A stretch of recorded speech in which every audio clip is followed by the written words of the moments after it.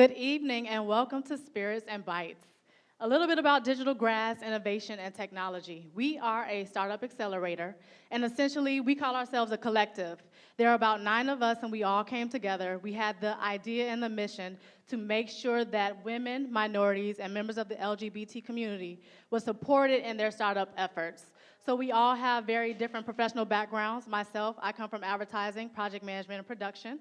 We have designers, we have attorneys, we have copywriters and PR. So with all of our different skill sets, we're able to augment startups with our professional expertise. And we also do social impact through events like this, where we bring people together to have very important conversations about tech and inclusion. So now we'll go ahead and get started with our panel. Absolutely. You can go ahead and give that to him, Toy. Give it to Matt. So this is, again, what I would say a fireside chat without the chat, because we're not really going to talk back. So, because I'm ready to drink just as much as you guys are. So the first thing to acknowledge is the liquor tonight has been provided to you by the astounding company by the name of Brown-Forman, so that's where you're getting the Jack Daniels from. Let's give them a round of applause.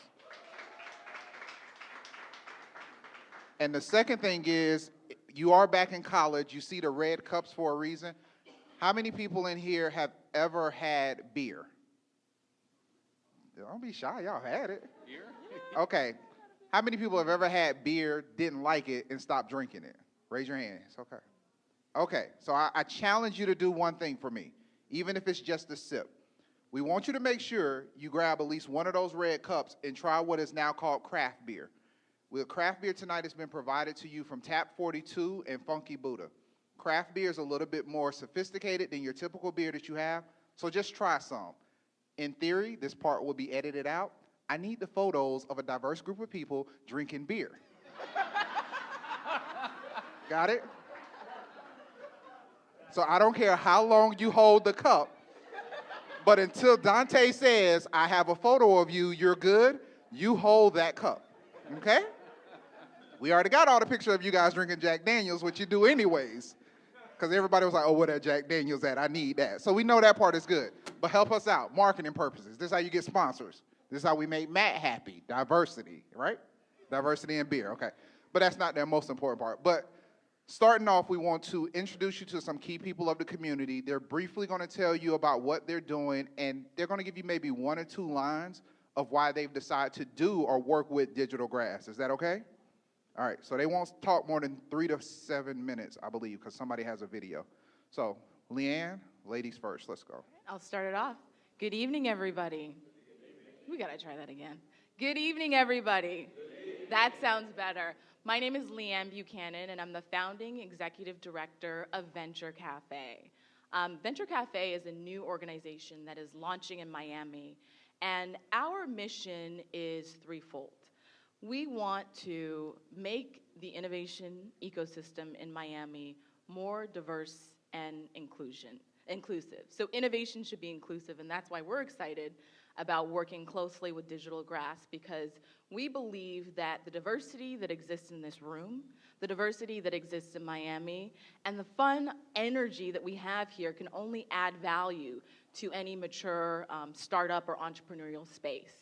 And that diversity should be celebrated, that diversity should be supported, that diversity should be amplified in their existing efforts. And those diverse entrepreneurs and organizations that are working to build our amazing startup community should be supported and provided with access to the resources, both educational and financial resources that they need to make Miami really the hub of innovation for the Americas.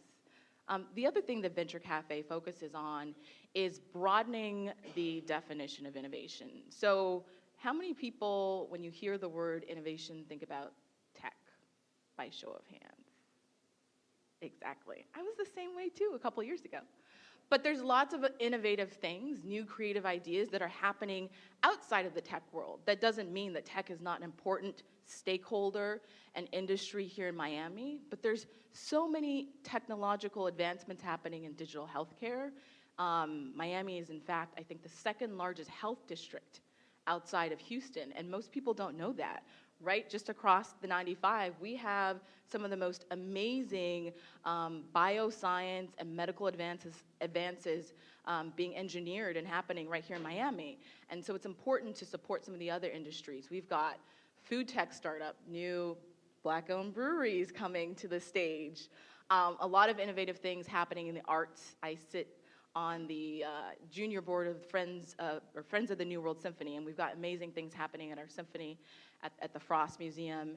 And so innovation is broader than tech, and we're trying to do a little bit of storytelling and providing a platform for innovation and entrepreneurs outside of tech to really advance their missions. And finally, we connect. An innovation ecosystem is only as strong as its network or fabric of connection points. And so what we're in the business of doing is breaking down silos.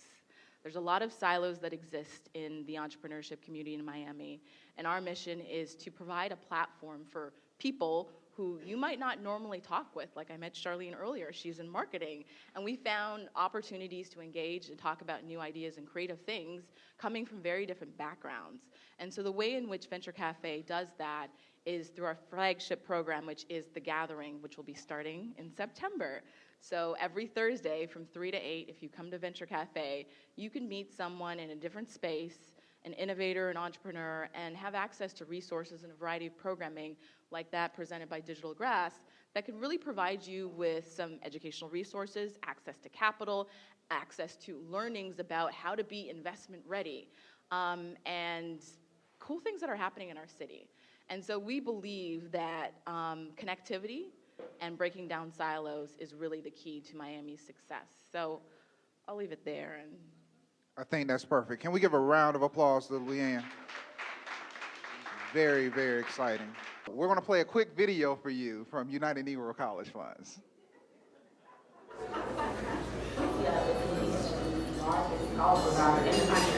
Our HBC Innovation Summit was a part of our Bytes platform. We usually have 3 to 4 day conferences where we bring our tech students and expose them to the opportunity we have out here in Silicon Valley. When I heard about the Tech Summit, I thought this is something I need to be at. As a computer science student that hopes to one day work out here in Silicon Valley, this was the event for me. I'm glad to introduce the new ETFs to the office of student life, and I saw how important and crucial the opportunity was, and I applied to it, and I ended up here. We cover all the costs: travel, airfare, hotel, food. We make sure that there's no financial barrier for the students. When we got here, we had a couple of guest speakers come and speak to us and tell us about their experiences as entrepreneurs. The next day, we did 6 startups in one day. We met 3 CEOs and top-ranking officials. It looks like us. That's powerful. We're now able to stay. I aspire to be like that person, like someone we can look up to in terms of our future career aspirations. Those are the most impactful types of conversations to have with people that you can identify with. Day 3, we ended up with like larger technology companies like Oracle, and eBay, and Google. It was good to see behind the scenes and then see what's possible. See that you can grow something from an idea to a 3,000 person company. Friday night, we went into our Div Tech Forum, which is our diversity tech forum. That forum was a fireside chat with Ms. Tour and Dr. Roadmap from Silicon Valley employees, and we also introduced our student innovators. Hearing them talk passionately about what the differences they are making in people's life, and getting motivated, more inspired to work towards helping people using technology. The final day, this is where we are to a deeper dive into these professional development workshops. We call it Student Tech Empowerment Workshops. We wanted to have a 100% focus on the students this year.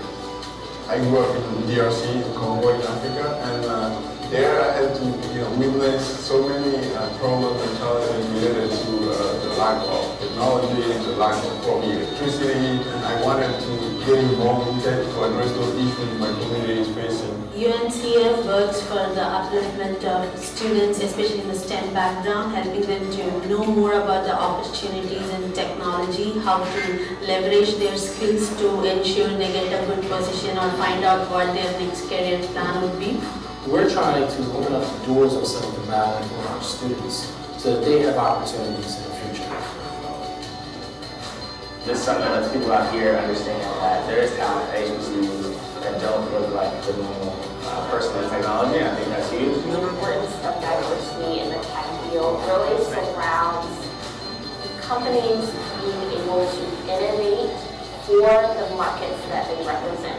Is Silicon Valley does look like what America looks like, and how they was able to pivot and bring fresh ideas. Really, it's about innovation, and it's about entrepreneurship, and it's about STEM, and all those things exist everywhere. Diversity in Silicon Valley means diversity for the rest of the world. Yeah. So go ahead, Carita. Why don't you tell them your story? Hi, y'all. So, I'm from Virginia, so I say y'all. I have a little bit of Southern thing going on.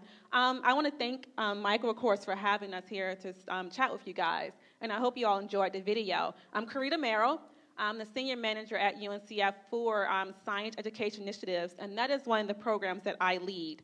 It is called our HBCU Innovation Summit. Does everyone know what HBU stands for? You go to one. Which one do you go to? Woohoo, hey. All right. For those that don't know, please tell them what it stands for. HBU stands for Historically Black Colleges and Universities, okay? So a part of our HBCU Innovation Summit, what we do is expose our HBCU tech students to various tech ecosystems across the country. So we want to partner with Digigrass and others like Digigrass in bringing this type of activity to various ecosystems across the country. It's a part of our HBCU Innovation, Commercialization, and Entrepreneurship platform. And I want to mention, what we mentioned before is that we can't operate in silos. We all have to collab together as community leaders and organizations in diversifying the STEM pipeline and tech ecosystem. So we all just need to work together, work with some of our colleagues up here, work with Digigrass, and just join us in just diversifying some of these efforts. And that's just one of the programs that we lead at UNCF under our STEM initiatives. We have others where we directly impact the K through 12 pipeline, a high school program that we just launched, where we we are actually going to award 100 students per year, African Americans from high schools across the country, with up to $25,000 for all 4 years of their undergraduate career, and also a $5,000 stipend where they can use for any internship across the country, and as well as more wraparound services for leadership development skills. So that is a new program we just launched. It's a $20 million program. We just received funding for it last year, which I'm excited about launching that. And so just learn more about it. That's UNCF STEM Scholars. You can also visit hbcuinnovation.org for more information. But again, the clock is ticking. We have to move quickly on diversifying our various fields out here around STEM. So just join all of us around here and work together. Thank you very much. Let's give Carita a round of applause, guys.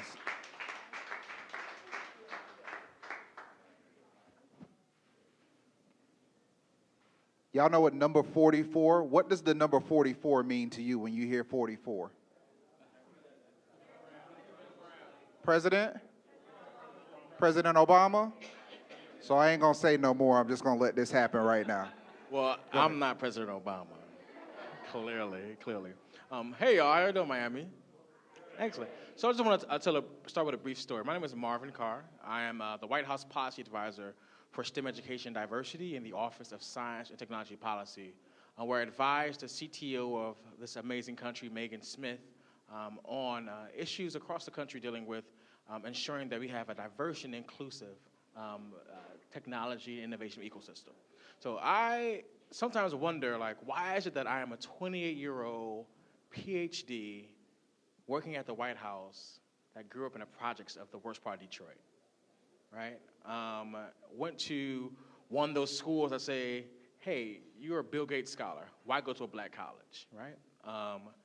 And at every point in my life where folks, just like everyone in this room, where we defy the odds, it was a simple piece of exposure that got me over the hurdle, right? And so my life is all about how can we expose more young people like us up here to the opportunities that exist that we get every day, right? How can we get more people like us to go to national laboratories all across the country to see elephant toothpaste, right? Y'all see that video someday. I'll forward it to Michael, right? To actually be in front of the world's largest supercomputer, to be at Los Alamos.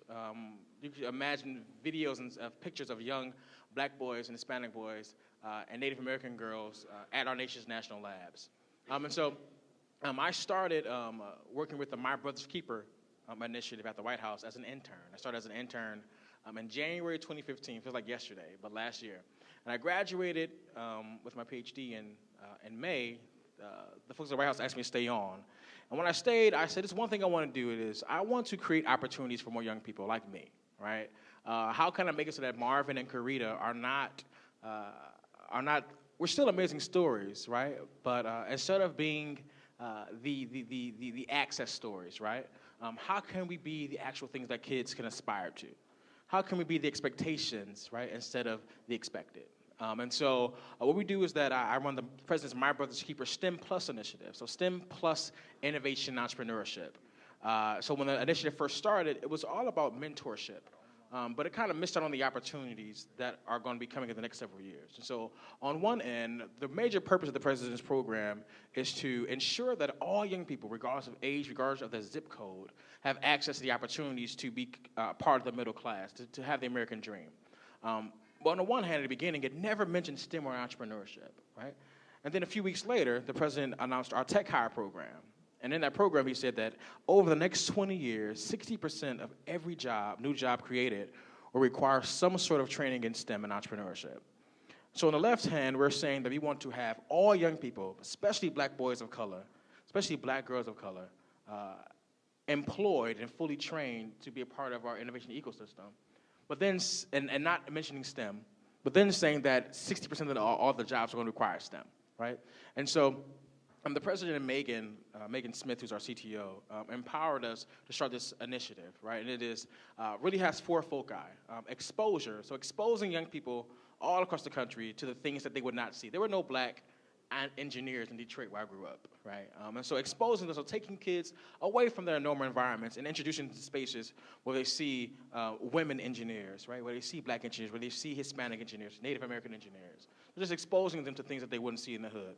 The second part is just kind of dual track training, right? So how can we guide those young people to access higher education in the STEM areas and entrepreneurship? But also understanding that there's institutional racism, institutional sexism that exists that would not allow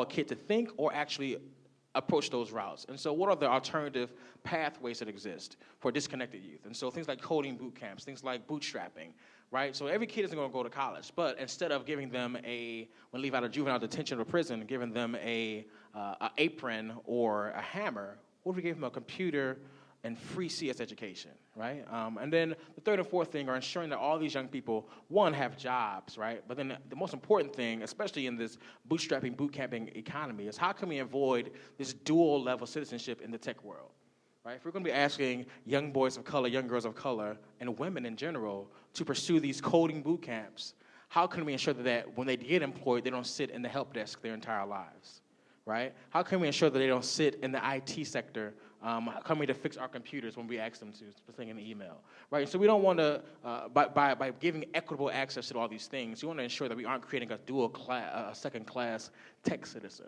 And so getting companies like DigiGrass and those that are involved in DigiGrass to commit to doing much more than providing access, but also giving access and giving exposure and uplift for professional development. There's 8 other people in here. I'm definitely going to call them by name. LaToya, Alicia, Kathy, Dante, Sophia, Anne-Marie, James, and George, and we're missing Keisha. Those are all the people that actually not only had the same vision, but they believed in my crazy ideas, and they said that they were going to back me up and committed to working for over the last 2 years for absolutely pretty much no form of compensation.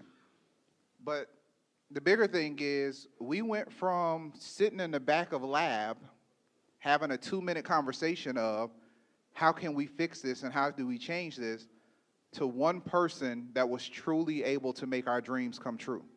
So when we start thinking about going from idea to White House, to the United Negro College Fund, there's only one person we can really thank for that, and his name is Matt Haggman. So Matt,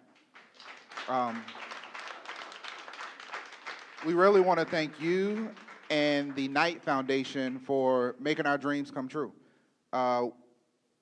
This is one of the most touching moments because it was the first time for everybody is here. First of all, this is the first time our team has all been together. This is the first time it's actually happened. But the bigger thing is we accomplished everything we set out to do last year. We were supposed to do 6 events. I think we did 15.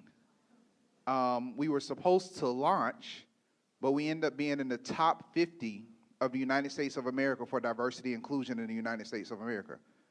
We were supposed to help, but one of the companies we mentored won the pitch yesterday at Power Moves Miami.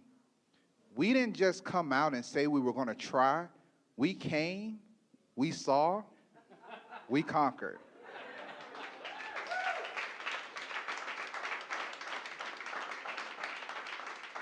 And furthermore, none of this would have been possible without 2 people that I think don't get as much credit as they deserve, but it still has everything to do with Matt. And that's Felicia Hatcher and Derek Pearson with Black Tech Week, because they were the mentors that helped me get involved and introduced me to Matt. So we want to thank Black Tech Week. But Mr. Haggman, if you could tell them a little bit about, because we have some people here from out of town, tell them a little bit about the Knight Foundation and why you decided to believe in that crazy pitch when I grabbed you and said, I'm ready now. Well, Michael, thank you. I think that's the most special introduction I've ever received. So I'm really enormously grateful. Thank you very, very much.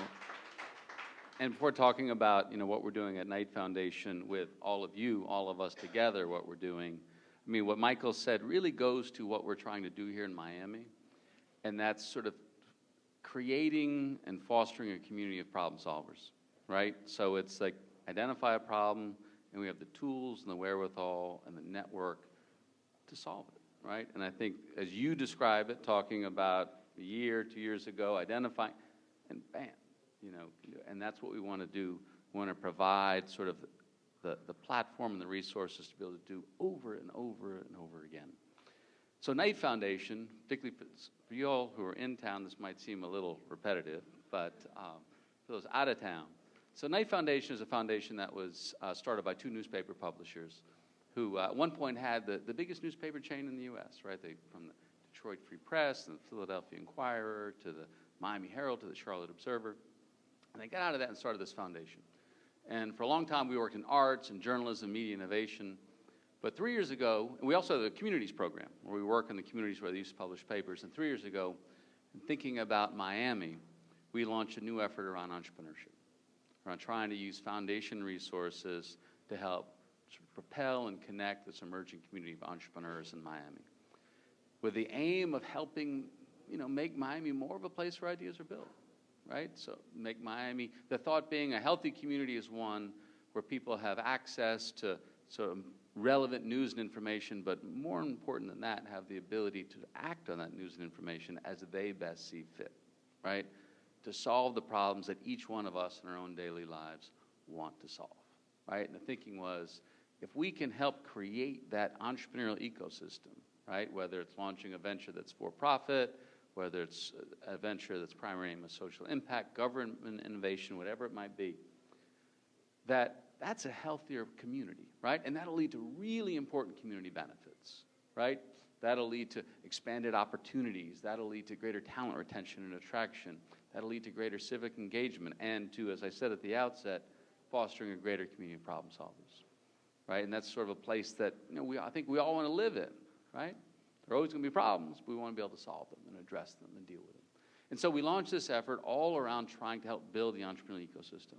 So how we've done it so far is actually not investing in entrepreneurs themselves, right? We're not going and finding companies using foundation dollars to support them. Instead, what we're trying to do is to invest in the resources to help entrepreneurs, creating the places for entrepreneurs to work and gather and share, creating the opportunities for mentorship and access to funding, creating lots of different convenings, so there's a rich calendar of events of different types, right? So for people to be able to connect and share, access to talent, all the things that go into sort of the life of that are required for the life of the entrepreneur, trying to help create and provide those resources. And so as we've done that, sort of, as we've thought about how to do this well, particularly as we thought about Miami, thought our great differentiator, our great competitive advantage is our diversity, right? I mean, the more that we can create an environment where we've got sort of all of the community, different personal histories and backgrounds and daily challenges and personal concerns and problems, sort of connecting and colliding, ultimately, the richer the ideas created, right? Because it's from a diversity of ideas sort of meeting one another that sort of the best ideas are created. And ultimately, the greater the impact. So as we've sort of gone about this business of trying to sort of help build this entrepreneurial ecosystem, sort of part and parcel is sort of leveraging the unique diversity that we have here in Miami, right? And so that's why that we were founding funders of Black Tech Week, which launched last year, is now back for its second year. That's why we invested in Digital Grass, which started last year. And will again. And will and will again, absolutely. And that's why we invested in Power Moves, which was started in New Orleans, and is now Miami will be the first permanent expansion city. By that, what I mean is that this will be a place where they'll be here year-round, right? There have been other cities where they've done events, which are really important and terrific, but here in Miami, we really wanted to have a year-round presence, which we'll have, and people on the ground. And so the hope then is by doing all of this, that becomes catalytic, right? The thought is that, our hope is that our dollars, well, what we aim to do is our dollars become our seed dollars, and that there's then follow-on funding from other sources, right? And Leigh-Ann is an example of that, right? So with Cambridge Innovation Center, which we have nothing to do with other than trying to be helpful, nothing to do from a financial perspective, right, funding, but trying to help create this ecosystem that's an inviting place where Cambridge Innovation Center wants to be, right? And I can't sort of overstate how important this is. Cambridge Innovation Center visited who started in Cambridge and Kendall Square. They've launched in St. Louis. You got launched in Rotterdam, yeah. And want to now be in Miami. That's huge, right? And with Leigh-Ann running it, even better, right? So, but that's what we want is now we see this sort of follow-on, others coming in, wanting to be here as we continue together to build this ecosystem, right? As we see more sort of bigger and more impactful ideas being created and built here. But for it to really work, and here in Miami, we're building it right now, right? We're not, an established ecosystem like we see, whether it's obviously in Silicon Valley or New York or Austin, right? Or broaden, or Tel Aviv or Berlin. But as we're building it right now, the difference that what we're aiming for in Miami is as we start from the ground up, diversity is something we're starting with.